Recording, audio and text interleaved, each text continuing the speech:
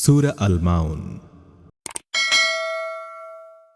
بسم الله الرحمن الرحيم أرأيت الذي يكذب بالدين فذلك الذي يدع اليتيم ولا يحض على طعام المسكين فويل للمصلين الذين هم عن صلاتهم ساهون الذين هم يراءون ويمنعون الماعون পরম করুণাময় মেহেরবান আল্লাহর নামে।